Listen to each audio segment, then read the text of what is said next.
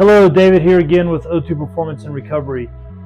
This evening I wanted to talk about the empty lung breath hold and the power behind it and some studies related to it. So now the empty lung breath hold is where you breathe in through the nose, then you exhale all the way out through the nose, and then you hold. You hold until you start to feel pressure and that first urge to breathe, and then you give it up.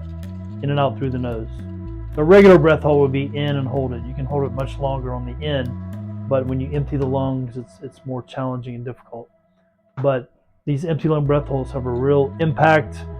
It's a good performance and recovery tool, and it's something that there's some pretty good studies that go along with it as well. And we apply that here to all our breathing when we do the IHT, intermittent hypoxic training. That's the most effective way. It's a lot more efficient. But let me just talk about the studies and kind of direct you guys into that. You can find those and look at that impact that they had on the subjects of the studies. So the one study is called the Warren study.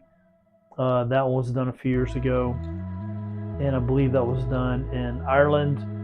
What they did is they took a rugby team, they took 20 players, and they had them run 40-yard or for them 40-meter sprints, and they ran as many sprints as they could until their times went under 85% of their best time. So that number ended up being 8.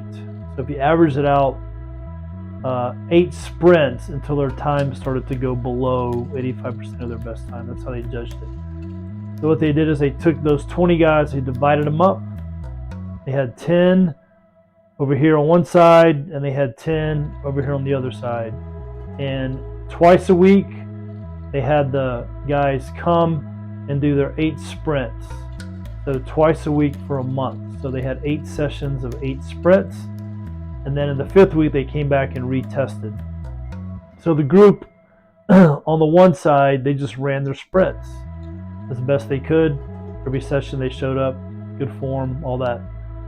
The other group, the other 10, they ran their sprints on an empty lung breath hold. So they breathe in, all the way out, hold the breath, and then they would run their sprint through the whole breath hold through the sprint. And they did their 8 twice a week. So when they came back the 5th week and they retested, the group that ran their sprints, normally they improved from 8 to 9. They had about a 10% improvement. But the other group that did the empty lung breath hold on the sprint, did everything else the same as the other group except for the breath hold, they went from 8 to 14. So they had almost a 40% improvement over the other group, and they all did the same thing, the same number of sprints, except the one group did the empty lung breath holds on the sprint. So that's a pretty significant study, and so I would definitely go check it out. It's called the Warren study, WOOR, I think it's ENS. And you can find that there. And there's some other studies as well. In fact, there's a lot more that are coming out now. But just want to let you know the impact of those. Go check out that study. And more to come on empty lung breath holds down the road. They're very impactful, and we do them a lot here. Thank you. Good night. David, O2 Performance and Recovery.